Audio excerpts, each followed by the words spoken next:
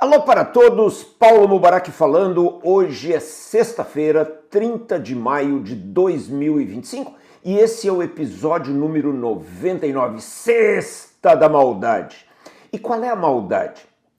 Olhem só, há muitos itens que todo mundo na empresa sabe, menos o dono. Você acha isso impossível? Você acha que não é verdade? Você acha que eu estou exagerando? Uma empresa, ela precisa ter governança, sim. Ela precisa ter planejamento estratégico, sim. Ela precisa ter um sistema de gestão, obviamente. Ela precisa ter um orçamento, ela precisa ter planejamento. Porém, a vida real não acontece nas salas de planejamento. A vida real de uma empresa, se ela for uma fábrica, acontece do portão para dentro da empresa, na fábrica, no centro de distribuição, no chão do escritório administrativo. E se a empresa for varejo, a vida acontece da porta para dentro, no varejo, nas lojas, nos centros de distribuição e também nos escritórios, no chão dos escritórios. Da porta da empresa para fora, seja na indústria, seja no varejo, a vida acontece no mercado. Então, se você é um bom empresário e se você é um excelente CEO, e às vezes um empresário é o próprio CEO da empresa, você tem por obrigação, para o bem da sua empresa, estar constantemente, e quando eu falo constantemente, não é uma vez no mês, não é uma vez a cada 6 meses, você precisa estar constantemente onde a vida real acontece. E a vida real acontece não é nas salas de planejamento. A vida real acontece não é no orçamento. A vida real acontece na fábrica, no CD, na loja e no mercado. A vida real acontece quando você fala com fornecedores, quando você fala com clientes, quando você fala com empregados, quando você fala até mesmo ou espiona competidores. É ali que a vida real acontece. Ah, mas o Mubarak está falando que não há necessidade de planejamento? Não, eu não estou falando isso. Mas você precisa, CEO, diretor, empresário, você precisa distribuir o seu tempo de tal forma que uma grande parcela do seu dia permita que você esteja na vida real. Porque quando você for para uma sala de reuniões fazer o orçamento, elaborar planos de ação, definir metas para os indicadores, definir o seu sistema de remuneração variável, definir o novo produto que vai ser lançado, definir as estratégias para ganhar a competição contra os concorrentes, quando você for fazer esse exercício intelectual dentro de uma sala, você precisa estar munido de fortes, densos, reais inputs do mercado. E, novamente, o mercado é formado pelos competidores, pelos concorrentes, pelos entrantes, pelos clientes, pelos fornecedores e pelo chão da sua fábrica, pelo chão do seu centro de distribuição, pelo chão das suas lojas, se um varejo você for. E, gente, eu nunca falo em teoria. Eu tenho uma puta teoria, mas essa puta teoria que eu tenho, ela só é validada pela prática que eu também tenho. Eu faço consultoria o tempo inteiro. Eu trabalho sábado, eu trabalho domingo, eu trabalho de noite. Eu estou gravando esse vídeo agora à noite, da Sexta da Maldade. E nessa Sexta da Maldade, eu quero dizer que uma das grandes maldades que um diretor, um CEO e um empresário podem fazer com a sua empresa, com as suas próprias empresas, é ficar demais com a bunda na cadeira. E eu vejo 90% dos empresários que eu conheço, 90% dos CEOs que eu conheço, 90% dos diretores que eu conheço, eles estão na empresa, mas eles não vão na fábrica. Eles estão na empresa, mas eles não vão nas lojas. Eles estão na empresa, mas eles não vão nos CDs. com a frequência devida. E qual é a frequência devida? 50%, 60%, 70% do tempo. O restante, meu amigo CEO, você pode gastar, meu amigo empresário, meu amigo diretor, você pode e deve gastar nas salas com planejamento, com o seu gerente de RH, com o seu controller, com o seu financeiro, com o seu homem de vendas, com a mulher do RH. Ok? Mas é 30%, 20% do tempo. O restante você precisa estar no campo. Porque, repito, por melhor que seja o seu planejamento, a vida real acontece no campo. Ela não acontece dentro das salas do conselho. Ela não acontece na sala do CEO ou do dono da diretoria. Ela não acontece em salas de reunião. Perfeito? Então, para ser breve, eu listei 7 itens da minha mais pura prática que qualquer empregado dentro de uma empresa sabe e que o dono, o CEO, não sabem. Vamos lá? Lápis e papel na mão, cesta da maldade, porque lá vem conhecimento. E não faça essa maldade com a sua empresa, de você ser um CEO, um dono completamente desconectado. Você aí que é dono de empresa, qual foi a última vez que você fez um tour realmente pelos clientes? Você, CEO, você está só na sua sala recebendo gente, cagando ordem, ou você vai viajar? Viajar, ninguém pode me dar lição de viagem, eu viajo pra caramba. E são estas viagens, é este contato com o mundo real, e não só com a teoria ou só com o mundo virtual, que me permite ter autoridade de dizer pontos, de mencionar realidades que a maioria não sabe, ou sabe muito pouco. Item número 1. Os funcionários sabem e o dono não sabe os atalhos, as gambiarras, as improvisações do dia a dia.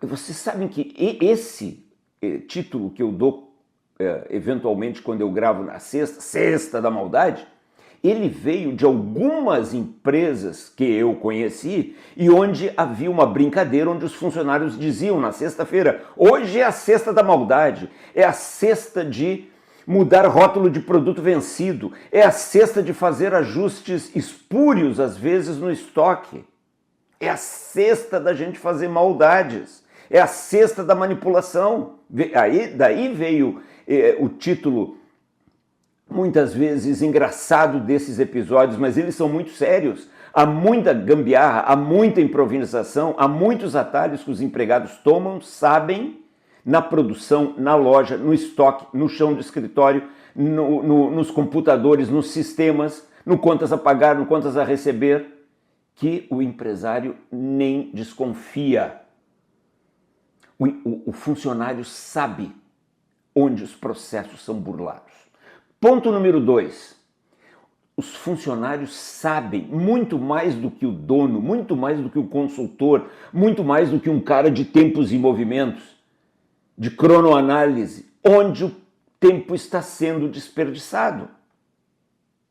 Há 2 semanas atrás eu entrei numa fábrica para visitar e é muito fácil. Eu caminhei pela fábrica com o supervisor me mostrando as máquinas e tal, mas eu não estava prestando atenção somente nas máquinas. Eu olhava para dentro das salas, no laboratório, eu via as pessoas olhando o celular e pela expressão do corpo, elas não estavam no celular, num aplicativo de controle de qualidade da empresa, elas estavam no TikTok, no Instagram, perdendo tempo. O funcionário sabe, basta caminhar. Agora, por que o dono não vê? Por que o CEO não vê e fica elaborando teorias com consultores de merda ao lado, com controles malucos? Porque ele não caminha. Você tem que caminhar. Eu caminho para a empresa, eu vejo claramente, numa empresa onde eu entro pela primeira vez, quem está trabalhando e quem está perdendo tempo. E há muita gente perdendo tempo e todo mundo sabe disso. Uma vez eu estava numa empresa e o pessoal da manutenção me disse: Mubarak, nós compramos um software muito caro de manutenção e nós ainda não estamos tendo os números adequados, e é um software para a gente gerir não só ordens de serviço, mas gerir manutenção preventiva, preditiva, corretiva, para a gente gerir as paradas de produção e tal. Aí eu pedi licença e comecei a caminhar pela fábrica e vi um supervisor imputando dados nesse sistema. E eu comecei a conversar com ele, e conversar, e a perguntar por que esse sistema de manutenção não dava resultado. E ele disse assim, numa hora ele perdeu a paciência comigo, porque claramente eu estava atrapalhando ele, e ele disse assim, ô, seu Mubarak, deixa eu ser bem franco com o senhor para encerrar o assunto. Esse sistema de manutenção que os doutor lá em cima compraram é um elefante sem cu. Me perdoem o termo, mas é a cesta da maldade, um elefante sem cu. Ele disse, a gente só alimenta, é um elefantão, é dados aí para dentro, é dados aí para dentro, é dados aí para dentro, e ele não caga nada que preste, é um elefante sem cu. Mas, aí estou falando eu, não mais ele, engenheiros, diretores aprovaram milhares de dólares para comprar esse sistema, e ele não será desativado e vai comer, elefante sem cu, o tempo dos empregados. Os empregados sabem. 3. O que o cliente está dizendo de verdade? O representante comercial sabe. O vendedor sabe. O balconista da loja sabe. O que o cliente realmente diz sobre a empresa. Realmente diz. Uma vez um diretor de marketing, arrogante, ele disse para mim, Mubarak, quando eu falei para ele, você tem que ir para o mercado, cara. Marketing não se faz no computadorzinho. Você tem que ir para o mercado, você tem que passar um estágio grande, meses, na área de vendas. Você nunca vendeu um prego e agora você está cagando regras para o pessoal de vendas. E você tem que acompanhar representantes. E ele disse, os representantes são muito burros, Mubarak. Burro é ele.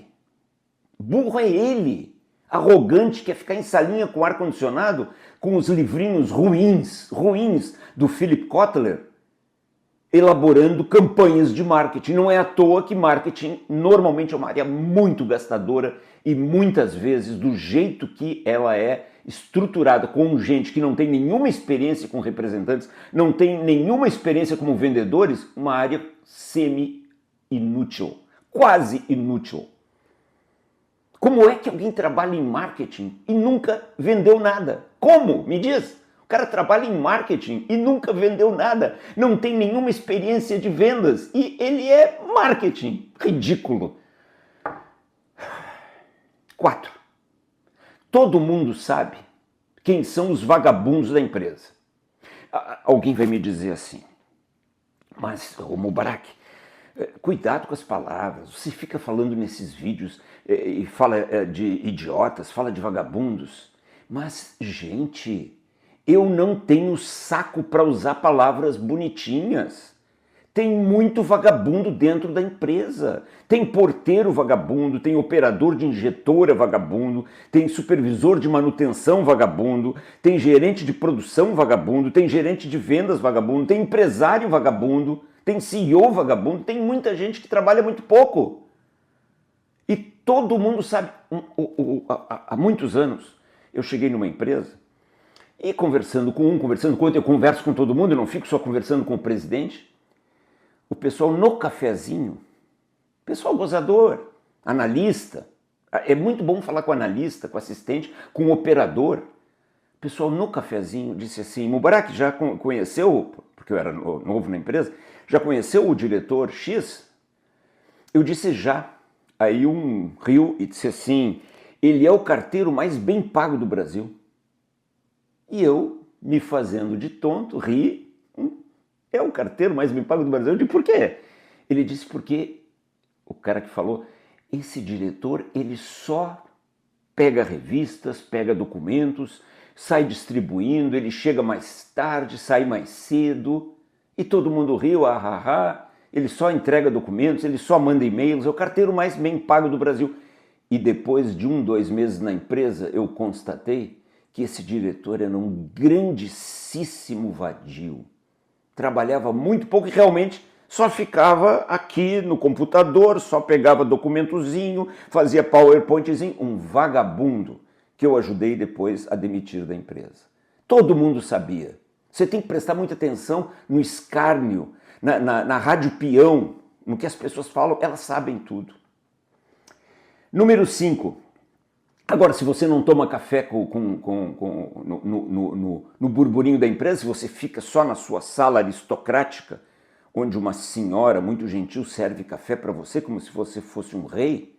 Aliás, sabe qual é o empresário que se ferra? O empresário que se acha rico, o empresário que se acha rei, o empresário que se acha o mandão, o empresário que se acha o foda. Esse se ferra. Número 5. A verdadeira cultura da empresa. A verdadeira cultura da empresa é aquilo que acontece quando o dono não está.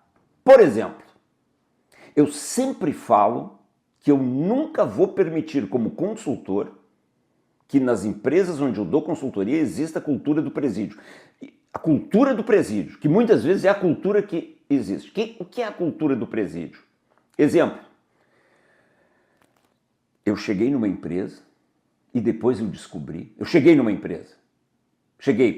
um sábado, inesperadamente, e depois eu descobri, junto com o engenheiro de produção, eu não sei se ele sabia disso antes ou não, que a empresa já tinha um esquema preparado. Quando chegava alguém, como um consultor, um auditor, o dono da empresa, o gerente, em um momento fora de horário de expediente, já havia uma rede interna de rádios, de celulares, prontinha, dizendo: o homem chegou, o homem chegou, o homem chegou. Que cultura é essa? Esses dias alguém me disse: aqui na empresa de noite o pessoal transa. A gente acha camisinha na sala de máquinas, que é bem escondidinha. Esta é a cultura da empresa. Agora você imagine, se o pessoal faz isso debaixo do nariz do dono, o que o pessoal não faz, outras pessoas, com o seu cliente. Imagine. 6. O pessoal sabe, e muitas vezes por covardia, por medo, ou até por conivência, se cala, onde estão os roubos. Toda empresa do mundo tem roubo. Onde estão as pequenas fraudes? Eu vou repetir, um empresário esses dias me perguntou: o Buarque, você concorda com essa afirmação? Qual? Há roubo em toda empresa do mundo? Eu disse: concordo. E sabe o que me faz concordar? A prática. O que eu já vi de roubo, desde roubos grandes até pequenos roubos nas empresas, em todos os níveis. Eu já vi irmão roubando irmão, eu já vi filho roubando mãe, dona da empresa. O que vocês querem? E as pessoas sabem. Vocês querem um caso?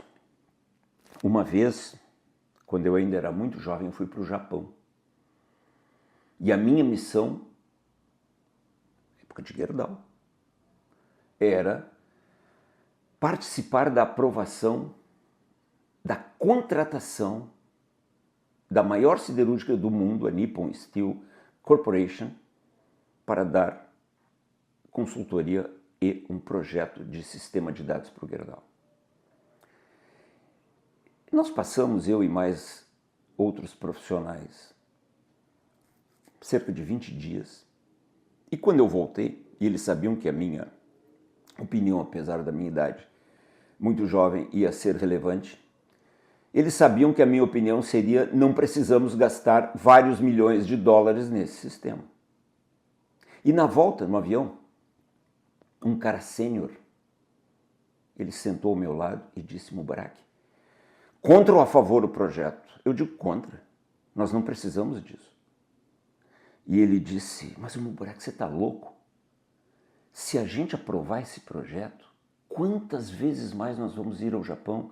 Olha a bagagem de conhecimento que a gente vai agregar no nosso currículo, se um dia a gente sair da empresa. Não mande contra esse projeto.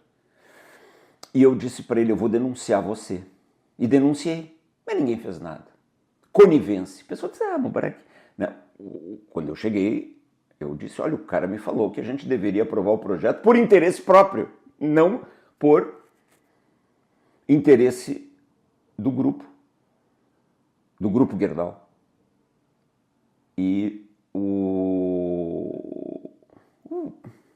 pessoal para quem eu denunciei disse: não, Mubarak, Isso é força de expressão. Deixa assim. Entenderam? Às vezes não é só roubo físico. É esse tipo de fraude.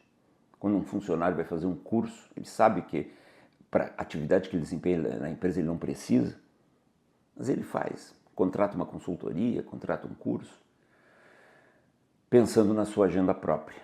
E sétimo e último ponto, os silêncios perigosos. Os funcionários ficam quietos, coniventes, intimidados ou simplesmente